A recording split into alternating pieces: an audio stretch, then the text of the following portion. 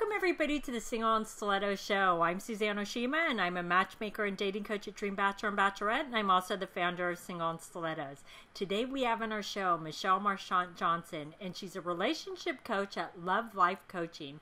And I'm so excited to have her today because today she's telling you her 3 best tips for finding real love. But before we jump into it, Michelle, I would love for you to tell our audience a little bit about you and how you became a relationship coach. Thank you, Suzanne. Yes, I became a relationship coach, like many people that are out in the world doing this work, through my own experience and my own life experience of meeting and attracting the right guy, which was not easy for me. I had a long and winding journey to love with a lot of drama, some interesting experiences, and also some fun. But I felt blocked in that area of my life, and it wasn't until I got some support and was able to discover some self-sabotaging habits, beliefs, and behaviors that I was able to make a breakthrough and meet my now amazing husband and become an ecstatic first-time bride at age 43. So we've now been married for about 10 years, and because that relationship and that experience has been so meaningful and profound for me, and has brought so much joy to my life, I'm really passionate about helping other women who are on their own journey to love. Awesome. Well, tell us your first tip for finding true love. Yeah, so there's so many things we could talk about, but I want to mention 3 C words today as far as the tips go. And the first one is clarity.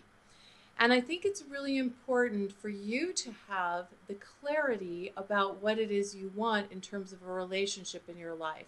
Now, when I talk about this, I'm not necessarily talking about the big long list of all the qualities you want to have in a man, but I think there's real power in you being able to speak what you really want and own what you want. I think it's empowering to say, I want to be in a committed, loving relationship or marriage, whatever it is for you. I think there's actual power in being able to speak, own, and articulate that. And for many women, it feels hard to say that, or it feels like there's some shame around saying that, or that it might be kind of embarrassing or come across as desperate. But I actually believe owning your own desire and having clarity around it and being able to speak it is a first step. I think there's real power in having clarity because I think everything is created internally before it's created externally. That is so true. You do have to become very, very clear on what you want. So what's your second tip? So my second tip is to have conviction. So if you have clarity that you really want to have a relationship, I want you to have the conviction and the belief that that is possible for you. And that's a deep inner thing. And our self-sabotaging thoughts and limiting beliefs can prevent us from even seeing someone or seeing the possibility for love. So if the operating system, if we think of our brain, for example, or our mind as like an operating system in a computer, we don't necessarily see it, and some of these things are even on a subconscious level, but it's really running the whole show. And if the thoughts inside are thoughts of lack or thoughts of fear or beliefs that there's not anyone out there or that you're not lovable, then it becomes nearly impossible to actually even see someone else or be open to someone else or to recognize the possibility for love, even if it were knocking at our door.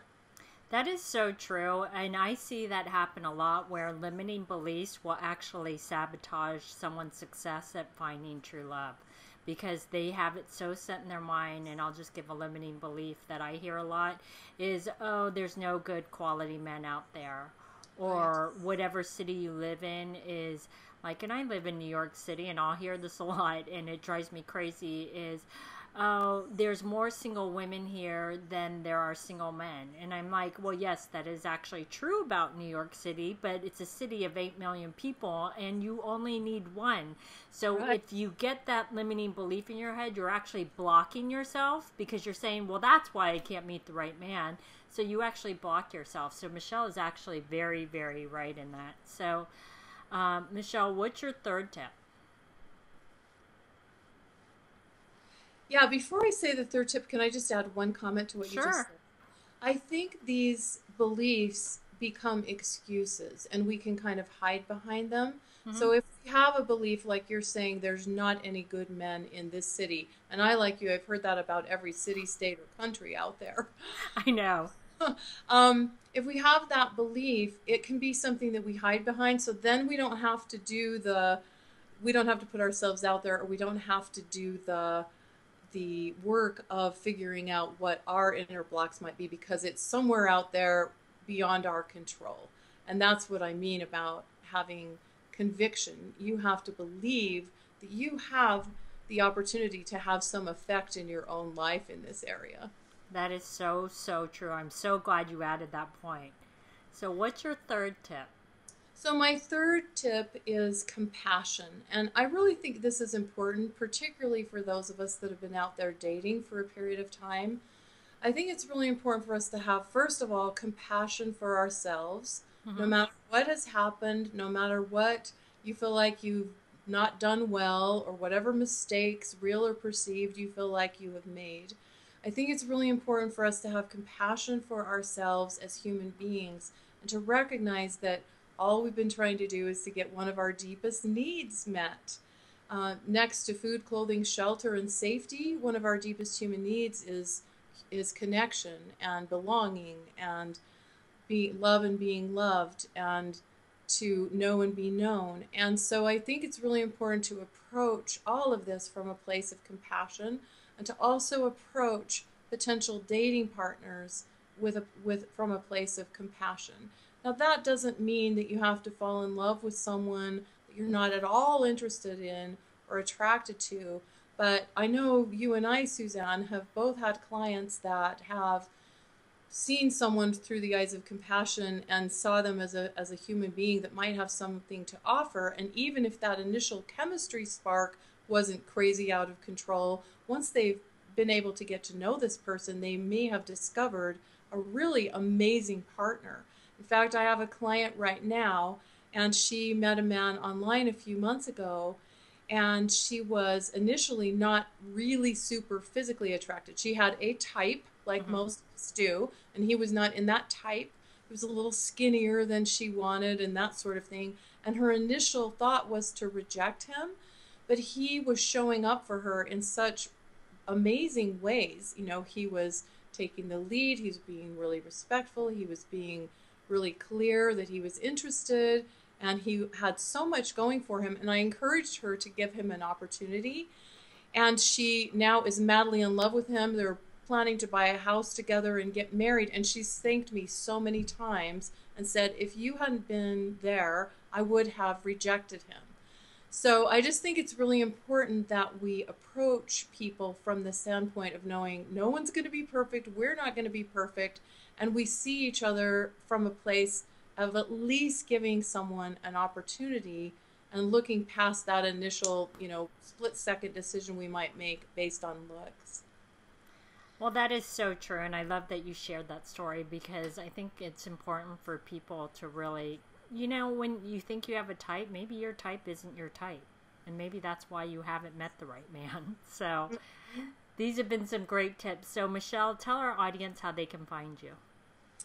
Yeah, thank you, Suzanne. And one last thought about this, the chemistry does not always equal compatibility. Some of the most difficult relationships I had, and I know many will relate to this, were relationships where the chemistry was great, but there wasn't other aspects of compatibility. So it could be tricky. So just keep that in mind. Again, approach it from compassion. And yes, please find me at lovelifecoaching.com. You'll get 7 attraction principles, and you'll just enter your name and email address there. There's some additional tools and resources, and we can stay in touch. Awesome. Well, thanks everybody for joining us on the Single on Stilettos show. Our show is available both in video format and podcast format. If you like to view the videos, you can go to singleonstilettos.com. And if you like to get the podcast, you can download it from iTunes. If you like to get our free ebook on the 3 secrets guaranteed to attract any man based on scientific research, you can click right here on the video, or you can go to singleonstilettos.com.